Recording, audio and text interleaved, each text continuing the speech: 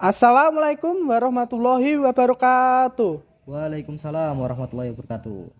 Perkenalkan, kami dari kelompok Bunga Sepatu. Nah, pada kesempatan ini kami akan mengulas sebuah kisah di balik Gunung Budak. Penasaran? Jika tidak penasaran, close video ini. Jika penasaran, ayo kita lanjut. Pada suatu masa, hidup seorang putri jelita bernama Roro Kembang Sore. Suatu hari, sang putri lewat di sebuah desa yang berdiri di barat laut sebuah bukit. Di tengah perjalanan, ia bertemu dengan seorang wanita tua yang kerap dipanggil dengan nama Mbok Rondo Dadapan.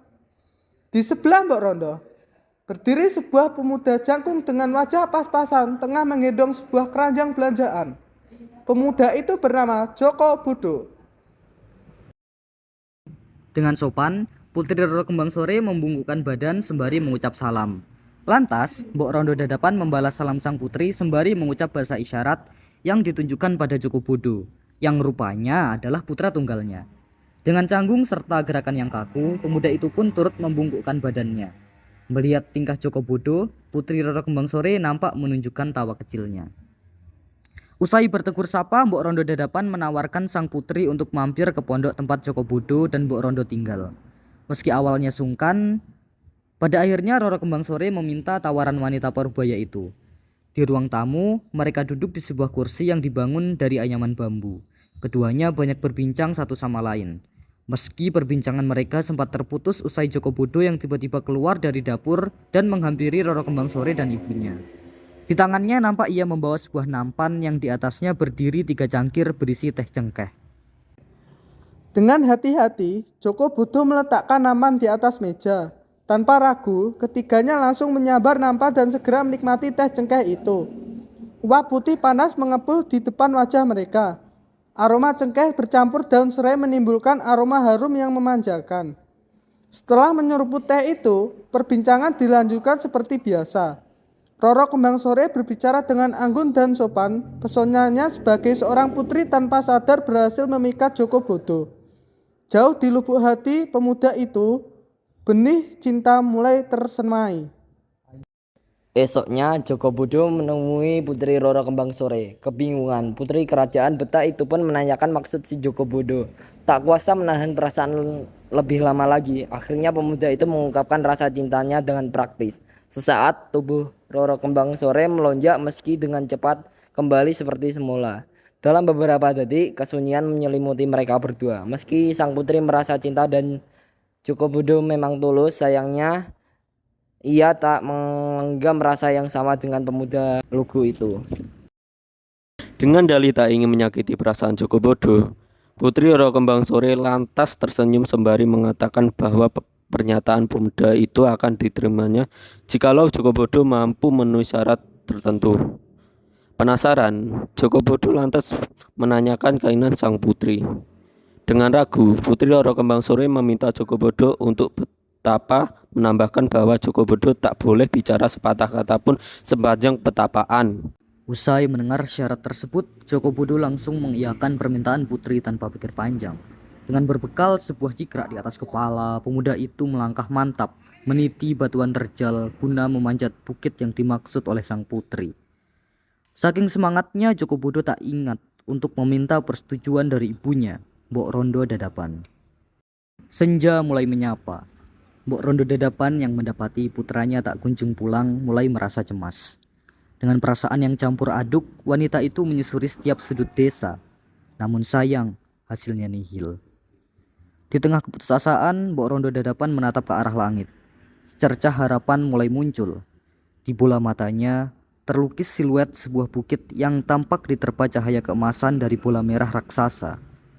Tanpa pikir panjang, diambilnya sebilah tongkat kayu dari gudang. Mata Mbok Rondo Dadapan menatap tajam pada tempat yang selama ini belum ia sentuh. Bukit di tenggara desa. Tibanya di kaki bukit, Mbok Rondo Dadapan mulai memanjat bukit itu. Meski kepayahan, ia tetap cekatan dalam menapakkan kaki. Tongkat kayu yang menggesek dengan batuan terjal mulai bergerak seolah merintih kesakitan. 1-2 kali Mbok Rondo Dadapan hampir tersandung, beruntung ia dapat menghindarinya. Di tengah perjalanan, Mbok Rondo Dadapan melihat sosok yang familiar. Di antara semak belukar nampak seorang pemuda tengah bersila. Matanya terpejam. Di atas kepalanya terpasang sebuah cikrak. Pemuda itu tak lain dan tak bukan adalah Joko Bodo, putranya satu-satunya. Dengan suara lirih tapi tegas, Mbok Rondo memanggil anaknya. Joko, kowe kenapa di sini? Ini sudah mau maghrib, ayo ndang pulang.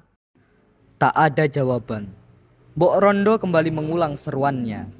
Tapi sama saja, si Joko Bodo tak menanggapi. Merasa geram, Mbok Rondo lantas menghentakkan kakinya dengan kuat. Saat amarah menyelubungi hatinya, Mbok Rondo mengeluarkan kalimat kutukan. Dasar bocah budek, diteriaki seperti itu kok cuma diam kayak batu. Rampung kalimat itu diucap, awan gelap tiba-tiba menyelubungi langit. Petir menyambar. Tubuh Joko Bodo yang semula tegap kini bergetar dengan hebat. Pelan tapi pasti, Joko Bodo berubah menjadi batu. Mbok Rondo tak percaya. Satu-satunya putra yang ia kasih hilang karenanya. Lututnya lemas, tubuhnya terkulai. Ia tak mampu merasakan badannya. Dalam hati, Mbok Rondo menjerit. Menjerit dengan keras. Namun, tak terdengar sepatah kata pun dari bibirnya. Awan hitam pergi, sang fajar telah sepenuhnya menyingsing. Dunia mulai menggelap, sangat gelap. Oke, jadi itu adalah sebuah kisah spektakuler di balik asal mula Gunung Budek. Nama gunung ini sendiri diambil dari kisah Joko Bodo yang tidak mendengar teriakan ibunya, hingga ibunya mengatakan bahwa Joko Bodo itu budek. Dari fenomena itu masyarakat menamai bukit itu dengan nama Gunung Budek. Dari cerita tersebut kita mampu menarik nilai moral di mana kita harus mengutamakan ibu kita yang telah membesarkan dan melahirkan kita, dan kita harus meminta izin kedua orang tua kita sebelum melakukan sesuatu dan jangan membuat mereka khawatir. Jadi itu tadi salah satu cerita rakyat dari Tulungagung yang menceritakan Gunung Budek, yang merupakan gunung yang memiliki kisah yang menarik di balik penamaannya. Nah, jika teman-teman berkunjung ke Gunung Budek, maka teman-teman dapat menemukan sebuah batu berbentuk seperti manusia, di mana batu tersebut berbentuk segitiga di atas kepalanya yang merupakan sebuah representasi dari cikrak yang dikenakan oleh Joko Bodo ketika sedang bertapa.